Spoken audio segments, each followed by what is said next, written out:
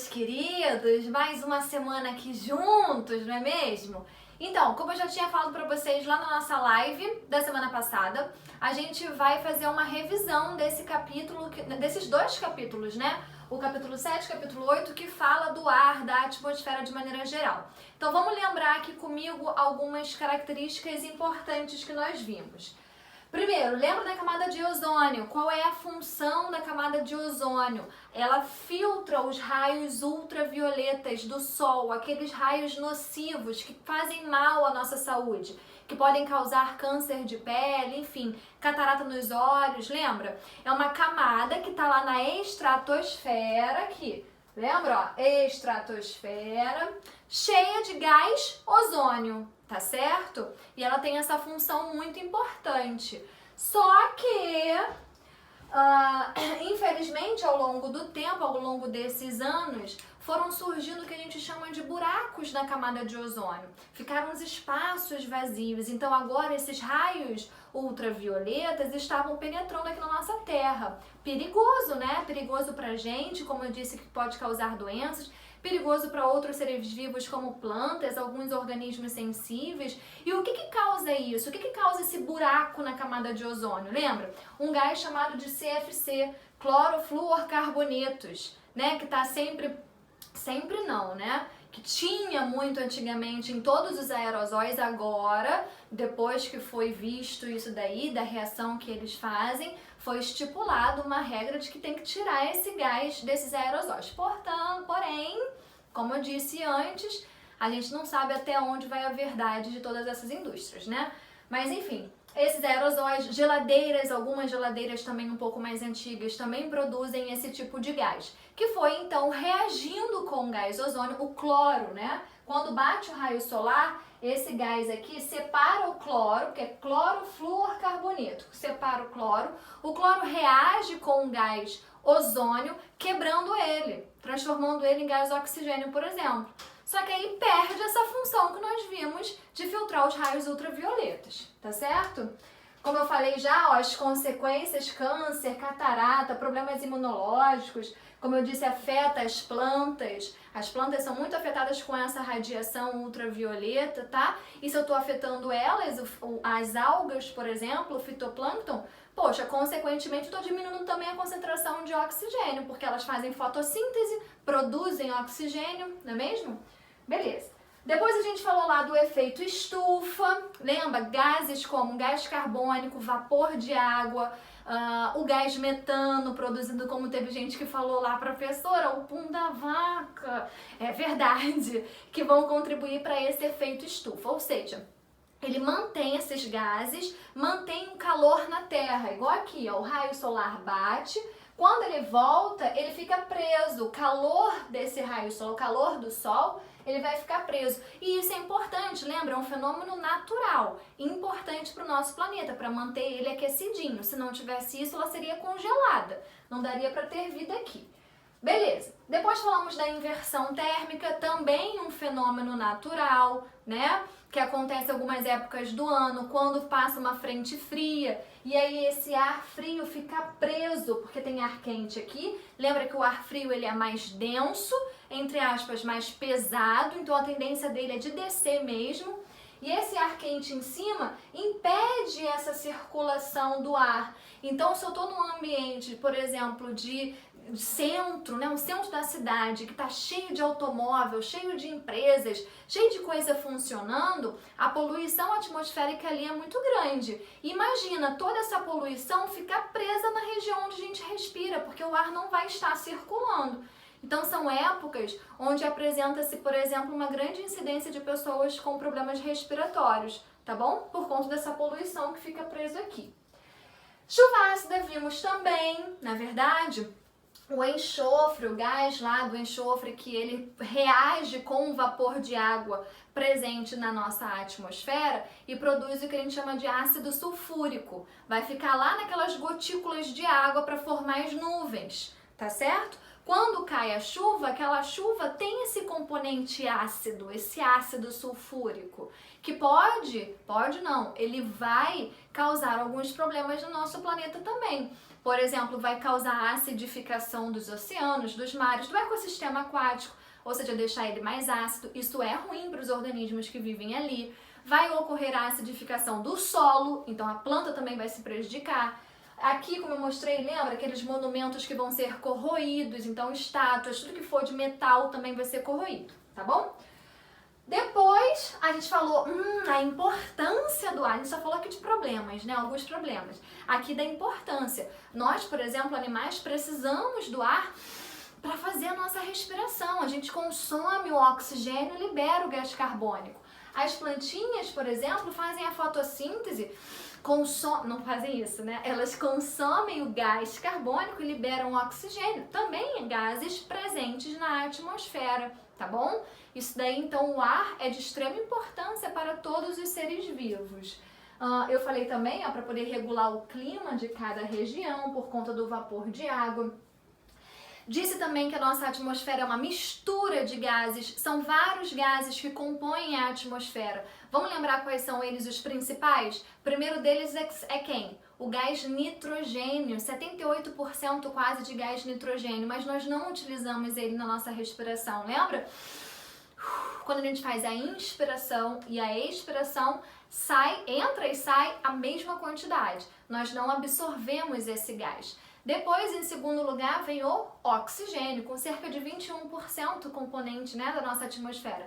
Esse é muito importante para nós, para fazermos essa nossa respiração e produzir energia, tá? Depois, aquele 1%zinho que sobra mais ou menos, são todos os outros gases que nós vimos. Gás carbônico, gás metano, gás de enxofre, os gases nobres, lembra os gases nobres, aqueles que não se misturam com ninguém? O gás hélio, enfim, como é que é? O argônio, tá certo? Isso daqui foi o que a gente viu. Agora, por último, que eu deixei por último mesmo por um propósito, eu queria aprofundar um pouquinho mais com vocês ao nosso último slide, sobre as propriedades do ar.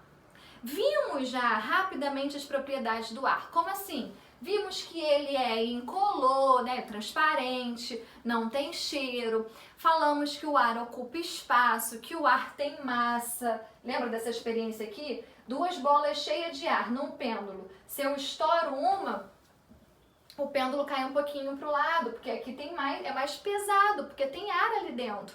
Mostrando que o ar tem massa, tá? Depois, esse aqui, o ar ocupa espaço, que é exatamente o que está aqui, inclusive, mostrando nesse experimento, a gente vai fazer daqui a pouquinho, tá bom? Ao finalzinho desse vídeo, eu fiz uma experiênciazinha mostrando exatamente isso aqui, de que o ar ocupa espaço. Então, aguenta aí para poder ver até o final. Assista o vídeo até o final. Não me largue aqui no meio não, hein? Por favor, que eu fiz com todo amor e carinho. E esse aqui... dá pra gente fazer agora. Produção, tem como tu olhar se eu tô aparecendo com o negócio ali?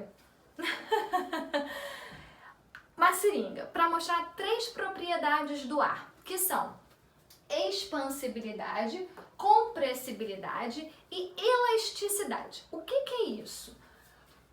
Expansibilidade é a capacidade do ar de se expandir. Ué, como assim, professora? Ué, mas ele não é definido? Não, o ar não tem um tamanho definido.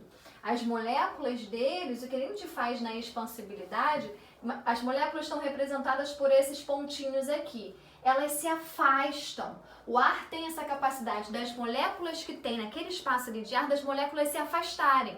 Então tem essa expansibilidade. Compressibilidade vem de compressão, comprimir. É a capacidade do ar de se comprimir, de ficar ele menorzinho, ocupar um espaço menor. Por que ele fica assim desse jeito, ocupa um espaço menorzinho? Porque as moléculas deles agora vai ficar toda apertadinha, igual tá aqui, ó. As moléculas todas juntinhas, quando eu vou comprimir esse ar, e a expansibilidade é quando eu espalho, quando essas moléculas ficam espalhadas. Professora, você falou de mais uma coisa, elasticidade.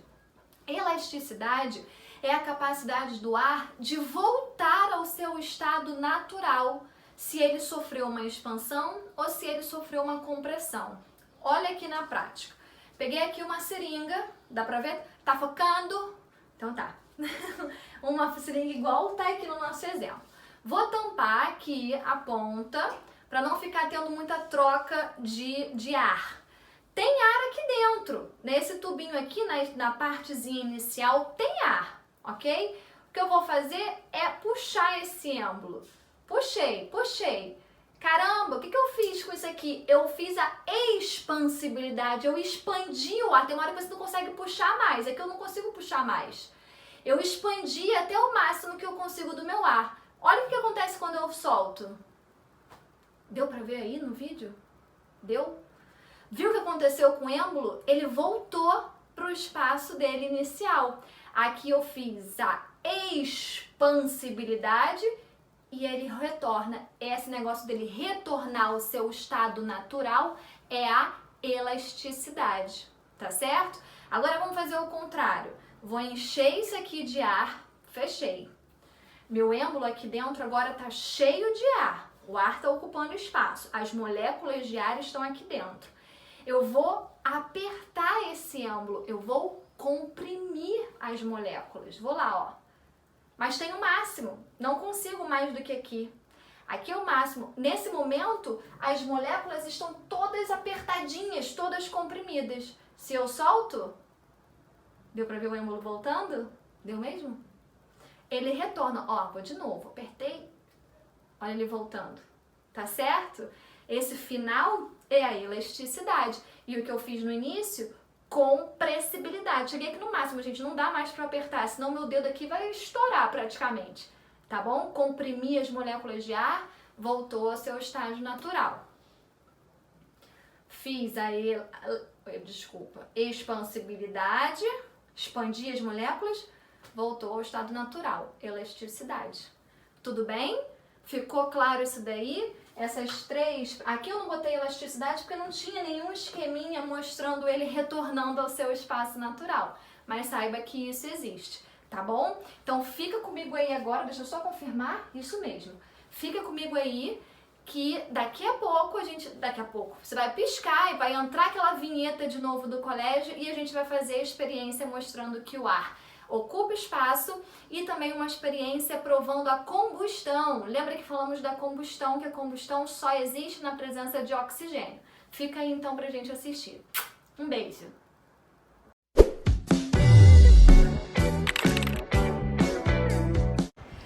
Fala, meus amores! Vamos aqui então para poder fazer uma experiência simples para provar para você essas propriedades do ar que nós vimos, tá?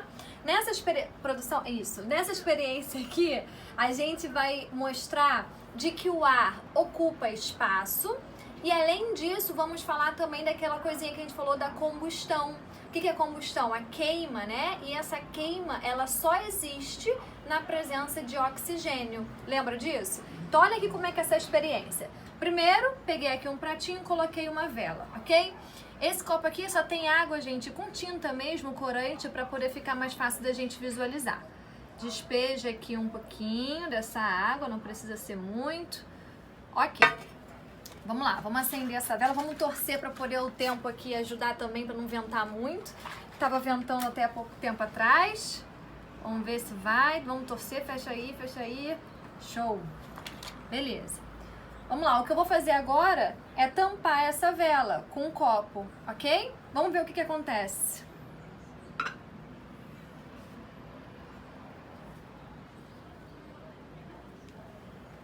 Olha lá que legal. Filma aqui. Olha como subiu. Viram como subiu o líquido dentro do copo? Foi subindo aqui aos pouquinhos, agora tá um nível maior e a vela apagou. Estão vendo isso? Por que que isso acontece, pessoal? Primeiro, por que que a vela apaga? A partir do momento que eu fecho esse sistema, eu tampei essa vela, aquela vela que já estava acesa, ela vai começar a consumir o oxigênio que estava preso aqui dentro. Só que ela vai consumir para fazer a combustão. Vai chegar uma hora que esse oxigênio vai acabar. não é verdade? Se tá tudo fechado aqui, o oxigênio acaba. E aí, se não tiver mais oxigênio, o que vai acontecer? Parou, vai apagar a vela, não vai ter mais combustão. E agora, por que que esse líquido aqui subiu? Porque, gente, antes aqui dentro tinha ar. Essa vela, enquanto estava acesa, ela não estava consumindo moléculas de ar. Se eu estou ali consumindo, a ideia é como se eu estivesse tirando um pouco de ar ali dentro. Se eu tirei um pouco de ar, sobrou espaço também para esse líquido entrar no copo, tá certo? Então essa aqui é a nossa primeira experiênciazinha sobre o nosso ar, principalmente para poder provar essa questão que nós falamos da combustão, de que a combustão somente acontece na presença de oxigênio, consome oxigênio para ocorrer. Vimos aqui que mostra aqui, produção, mostra aqui, que sem oxigênio a vela rapidamente se apaga, porque ela consumiu isso, ok? Agora a gente vai dar uma pausa, pausou aí, que eu vou fazer um novo experimentozinho com vocês. Pode pausar! Pronto, voltamos aqui, já trocamos o nosso cenário. Agora a gente vai mostrar de que o ar ocupa espaço, tá certo? O que eu vou fazer? Peguei aqui um copinho, papel lá, velho, já usado, amassei. Vou botar aqui dentro do nosso copo, certo? Uma bacia cheia de água e eu vou mergulhar esse copo aqui, ok? Vamos lá. Tá vendo que foi até o final, né? Até o final, daria para poder molhar lá o nosso papel. Tira. E o que acontece? Tcharam, tcharam. O nosso papel sequinho, intacto. O que acontece, gente? Por que o nosso papel não molha? Quando a gente coloca o papel aqui e eu viro rapidamente esse copo na água, essa região aqui, ela vai estar preenchida, não tá vazia, ela vai estar cheia de ar. Justamente por isso, pelo copo estar cheio de ar, que a água não vai conseguir entrar. A água não entra porque o espaço já está ocupado por ar, tá certo? Então, por isso que eu posso aqui fazer várias vezes, pegar o copo e colocar lá na água, a água não entra no meu copo, tá? Porque aqui dentro do copo tá cheio de ar, evidenciando mais uma vez de que o ar ocupa espaço, ok? Tudo bem? Espero que vocês tenham gostado. Um beijo, gente. Tchau, tchau.